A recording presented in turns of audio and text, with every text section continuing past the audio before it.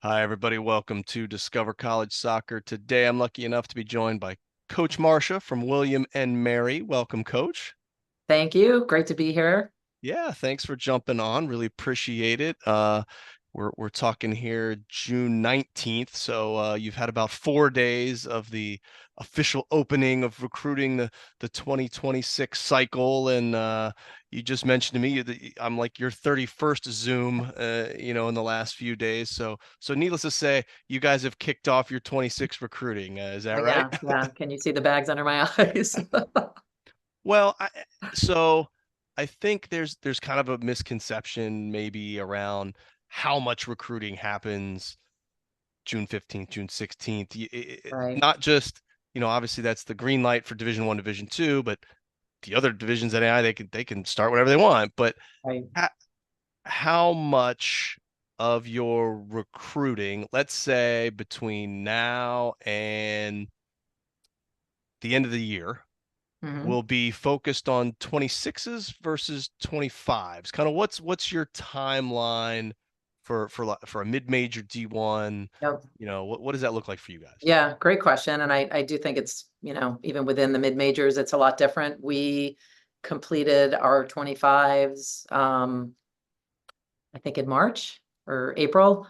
Um, Last year we were done with them by January of that year. So, it kind of depends. We don't impose a timeline on ourselves. We come up with our list, we go after them. We don't impose a timeline on most of our recruits either. We kind of like it to be driven by them. And so in a lot of cases, when we're working down from the top of our list, it just sort of depends how many of those players we get starting from the top down as to when we're going to be finished. Okay. We've been fortunate the last couple of years to land a lot of kids on our high up on our list. And maybe I'm generalizing this a bit, but it sounds like then, because one of the things I've observed, at least through my conversations, is I would say it's slowing down a little, right? So you kind of said it used to be January, now it's March. So there's a couple Yeah, months, right? But yeah. but between the transfer portal and that, like, kind of my next question, is that something you guys are looking at? And FAFSA stuff, do you think that has maybe slowed the decision-making You process know, down or the it's recruiting funny process you down? said that because after a lot of Zooms over the course of 3 or 4 days, and it was the exact same format we did last year, and targeting probably the same type of players. You've got some, really high that, they're your reach kids. It's just like when you apply to college, you have your reach schools, your target. So I would say about the same demographic of a list, and overwhelmingly my feeling was getting off the Zooms this year that the timeline for the 26s is going to be much faster. And I thought that was really interesting because, and we tend to ask them, what do you envision your timeline like? If what would be the ideal time you could be committed? And last year, I recall most of those girls, even the really, really strong ones that ended up going to, you know, really competitive power fours now. Um, their sentiment was in June, oh, I'm going to take my time. I want to find the right fit.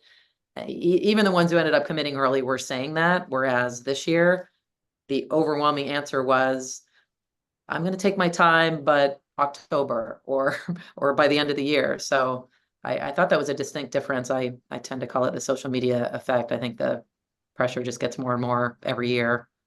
Yeah, yeah, no, and honestly, I think even just go looking at social media for the last 4 days, I think I would Yep. agree. It seems like the Yeah. the 26s seem to be more Yeah. chomping at the bit, Yeah, for so to sure. speak. Well, in terms of gathering your list of players, right? The Mhm. the the reach kids, the right on kids, whatever your list. Yep. Um, where is it that you like to go? I know you're about to get on a plane here very shortly, but where is it that you like to go see players? How do you formulate that initial list?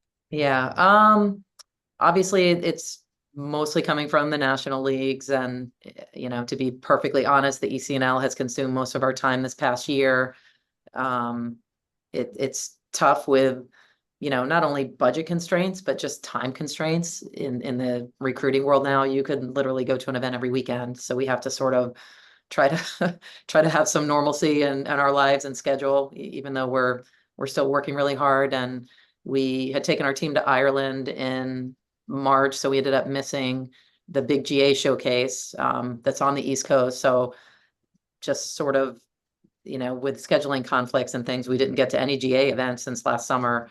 So it's been mostly ECNL, but we've attended some regional league events. We go to a lot of one-off games. We're, fortunate enough to live in Virginia, which is really proximate to some of the top clubs in the whole country, up and down the East Coast. So, we'll go to whether it's their college ID nights or their actual league games, even some high school games. So it's kind of all over the map. But, at the end of the day, the lion's share of our commits, not all of them, but I'd say 3/4 of them are coming from the ECNL when we look at the statistics.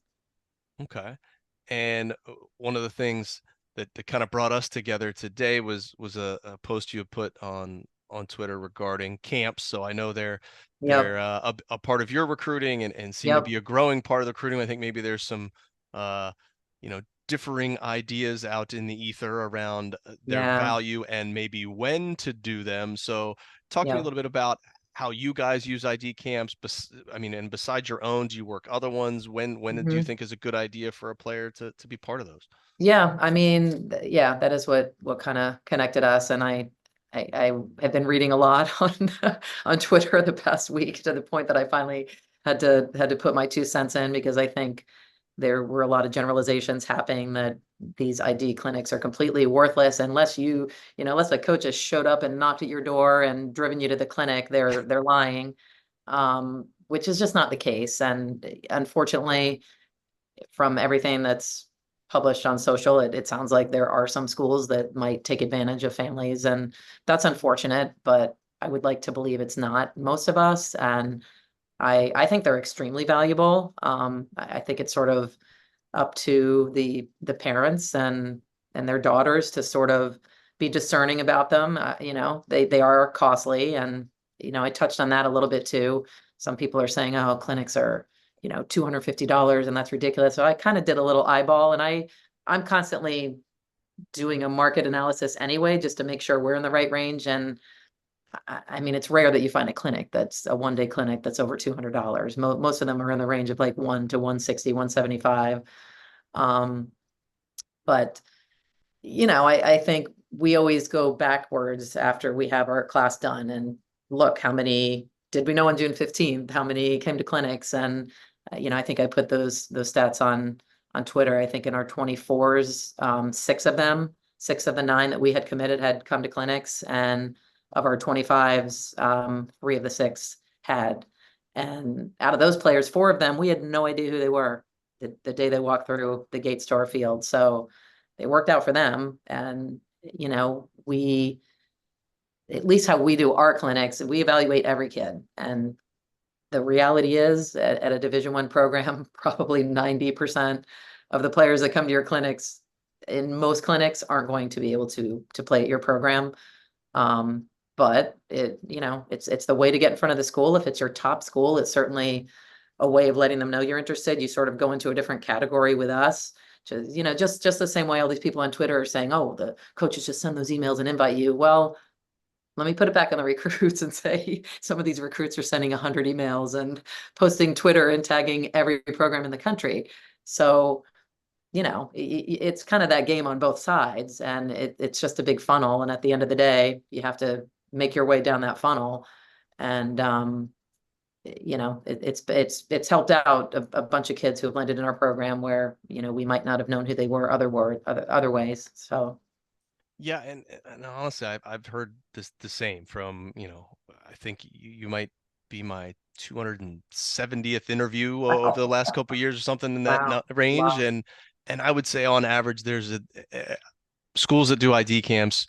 I feel like they find at least one or two right, every year that right, they didn't know until that person showed up at their ID camp. right, Because you right, just, like you said earlier, you can't be at every game. You can't be right, at every tournament. You right, can't be on every field at every tournament. So right, yeah. it's hard to do. Well, whether it's at a camp or at a showcase or anything else like that, what are the things that kind of make up your hierarchy of attributes that you're looking for in a player, whether that's on the field stuff or off the field stuff? Yeah, I mean, it's Coach Shackford, Julie and I have been back here for 6 years. And I think even in that time back at our alma mater, we've sort of evolved. In the beginning, you're looking for this and that and that, and the program was in a different place, and we were just pretty much trying to get players that would help us rebuild the program. And I think we were much more lenient in our criteria.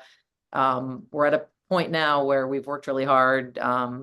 We have some big time players that have come in and are coming in the pipeline the next 2 years. And I think what we've finally landed on is obviously, we have our technical and tactical bar that we're at now. And, as a coach, you kind of know what that is for your particular team. And hopefully you're kind of getting better and better each year.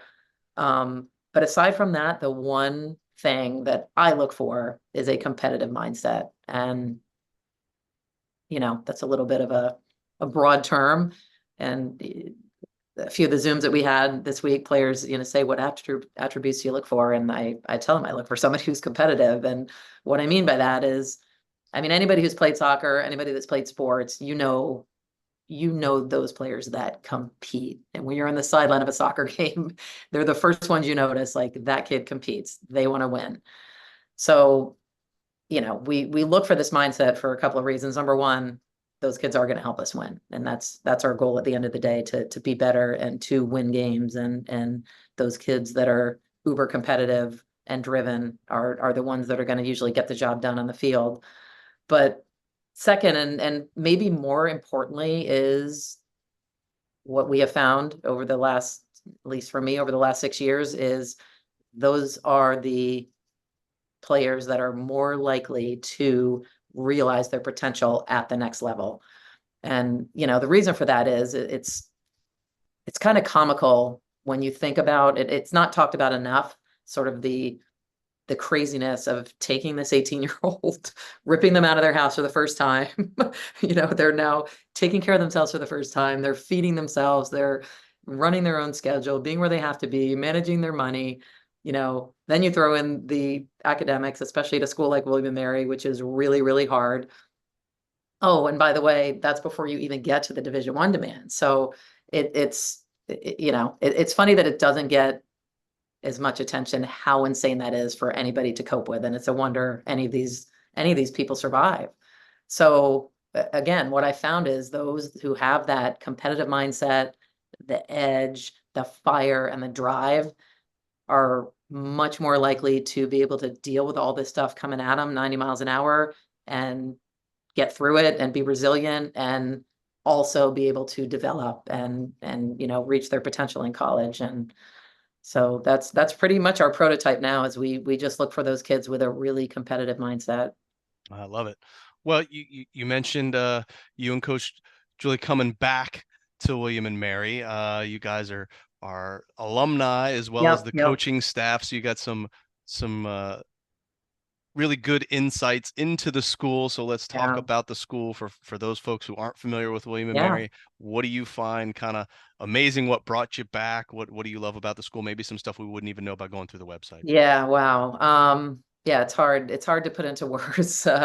William and Mary's a really special place. It is, it's a very unique college. Number one, we call it the most unique college town in the country because you have Colonial Williamsburg, that is literally a working colonial village, that abuts the campus. And when we were here, that's really all there was. It was kind of beat down off campus, but now it's exploded into this vibrant hipster Williamsburg, with breweries and wineries and shops and cafes and Lululemon. And so it's very, very unique when you have the combination of this super, super historical place.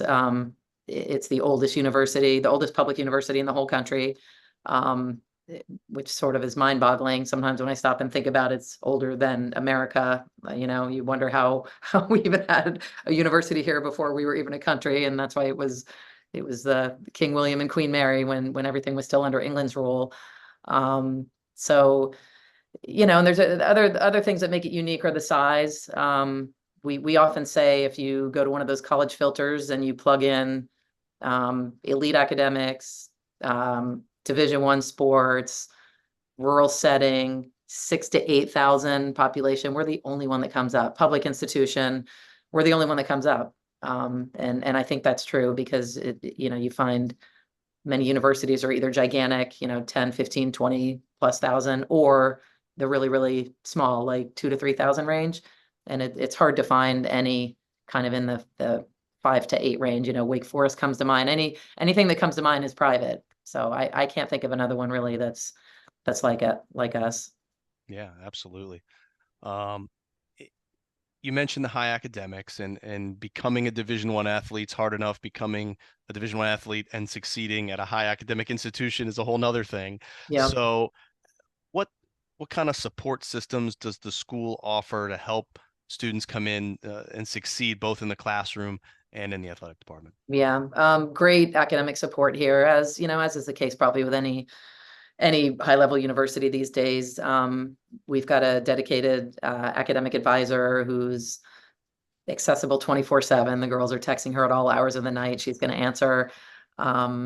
She's really integral with the freshmen, especially in holding their hand, and knows their schedule better than they do and sets it up so they're not taking labs in the afternoon. She'll work with them sort of in the big picture, mapping things out in years rather than semesters, so they can kind of plan ahead. And we have free tutoring for all athletes. So we always say it's as hard as it is, it's almost impossible to fall through the cracks here with all the support. And I think more than that, you know, ironically enough, we had the highest GPA in the whole department this year. And we're not targeting super the highest academic players there are. We're trying to win soccer games, and we're trying to go after really good soccer players that we know are good fits for William and Mary, looking for that combination. But I think it's more the culture of bringing in these competitive kids that we have. When I say we're looking for this competitive mindset, they compete in everything. And, these are girls that want to win on the field. They want to be the best in the classroom. They want to have the most volunteer community service hours. They want to be working with all these other organizations on campus. And we, as a staff, spend so little time talking about academics because we don't have to. We never are lecturing them on academics, because when you have a team that has a 3.7, you don't really have to. And they're not all geniuses. They're far from that. They're normal, hardworking student athletes. And I think when they come in and they get into the culture that really our players have established, they they just get sucked right into it, and they don't want to disappoint their teammates. Everybody's, looking to be as good in the classroom as they can, because they know that's their individual accountability for making the group better. No, that's great. Well, you mentioned, making sure they don't have a lab in the afternoon or stuff like that. So fast forward into October, you're in the heart of Mhm. that conference Yep. season. Walk me through what a typical schedule for a player is going to look like in the week in terms of classes and matches and Yeah, practices and all that stuff. sure. Our in the CAA conference, our games are typically Thursdays and Sundays. We'll have some one game weeks during the season, which is good because it gives you some time to recover. But in the normal rhythm, our off day is Monday. We then train Tuesday. Tuesday's our only hard training day, and again, something that usually takes freshmen by surprise is how little you really train and develop in the fall during a season, because you're just on a hamster wheel surviving from game to game. So Tuesday's our hard training day. Wednesday is a pre-game practice. Thursday's a game. Friday's post-game practice. Saturday's pre-game. Sunday's a game. And then we start over. We tend to not lift very heavy in the season. Julie has been doing this a long time, especially, and um, just is not a big believer with the loads they're already carrying during the season. We just have found that it's been very counterproductive. Maybe that's high academic kids as well, where they're so mentally fatigued, but it just doesn't serve us well. And we've experienced that firsthand. So we're probably in the weight room during the season just once a week. And then our strength and conditioning coach spends a lot of time on the field with them, speed training, plyometrics, things that are just more beneficial when they're playing 2 games a week. Okay. Well, let's talk about the roster just in terms of how many players. Is there a roster size you guys that are trying to hit each year you find is Yep, ideal? yep, there is, and we're way above that right now. Thank you, COVID. And thank goodness it's over this year. So this fall we're at 34. Probably an ideal roster size for us is like 28 to 30. That sounds like even a lot to a lot of these club players, but the reality is if you're talking, you might have four keepers out of that. You are routinely going to have anywhere from 2 to 6 players injured. Even with rosters of 28, there's days where you can't play full field. And we kind of always want to be at the point where we can do that. So COVID providing all these extra years, it's the way the recruiting cycle goes when we're recruiting replacements for players, like these rising juniors that we're talking to now are going to replace the rising juniors on our team. So during all these years of extra eligibility, the issue for all schools was when you were recruiting the replacements, you really didn't know if the players who were 2 years away from graduating, what they were going to do. And you didn't want to gamble, you just kind of did your normal recruiting. And then we would get to senior year and, our 4-year starting center back, all CA says, "Oh, I want to stay another year." We say, "Great." We're not gonna turn them down, and everybody's in that position. So after this year, I think it'll return to some normalcy. We don't have people transfer from William and Mary. We've had one transfer in the past 4 or 5 years. So that ends up just accumulating over time. And again, when you're recruiting, you don't necessarily plan on the fact that you're never going to lose anybody. You kind of have to plan on some attrition. So then when it doesn't happen, you're going to have one or two extra players. So, hopefully we held fast in our 25 class at 6, and hopefully by the time by the time our 25s come in, actually, I think we should be down closer to 30. Okay. Well, besides a roster of players, there's a coaching and support staff roster. So talk Yeah. to me a little about who all makes up the staff, what other folks maybe in the Yeah. athletic department help out with the team. What's that look like? Yeah, well, it's again a really unique situation at William and Mary because Shax and I took over for our coach, John Daly, who was the head coach here for 35 years, one of the most successful Division I coaches in the country. His stats are, I think his 35 winning seasons are second to UNC for most consecutive winning seasons in the country. He's up there on the wins list and was just a spectacular coach, won the CAAs, I think 12 times or so. And so Julie and I played for him. He recruited us, and he is now our volunteer on staff. So, and at almost 80 years old, he still crushes it, and it's just amazing and almost full circle to have the coach that recruited you and that you played for be on your sideline still. We typically have another full-time assistant. We're down one right now, so we're in the process of hiring somebody, but normally it's that staff of 4. Obviously, we've got a strength and conditioning coach, the academic performance, full-time sports psychologist who actually is employed by our department, which is not the norm everywhere. I think even at the big schools, sometimes they share them with campus, but we have a full-time sports psychologist right here in our athletic department. So there's a ton of support, and we meet during the season. We meet on the regular as a staff, that whole team, and go over every single kid one by one on all the different aspects of their life. Awesome. Well, Coach, I don't want to keep you. You've been super generous with your time. I'm going to leave you with one last question. Sure. If you had one piece of advice, one nugget of info you would want anybody going through this college recruiting process to know, what would that be? Um, I mean, it's probably cliche what everybody says, but I think you do really just need to take your time. We did see some people commit yesterday. It would make it a hell of a lot easier if the NCAA allowed visits the same time we could talk. I'm not quite sure why that's a delay, unless they're just trying to torture us on August 1st when we have the start of preseason. But I think it's important to, be patient, keep everything in perspective. And this is really, really hard for these kids, but just to try and keep it about them. And that's probably way easier said than done when you have all this social media thrown at you from every angle and things that, we just weren't privy to. We didn't know what our friends were doing, who was committing what, who was thinking what, who was communicating with who. So the more they can just really try to, you know, keep the right mindset, know they can really only control what they can control in their process, be focused, do their homework, be diligent. And, for most people, I think it ends up working out in the end. Yeah, you must be listening in on conversations with my kids. Control what you can control. Yeah. Yeah.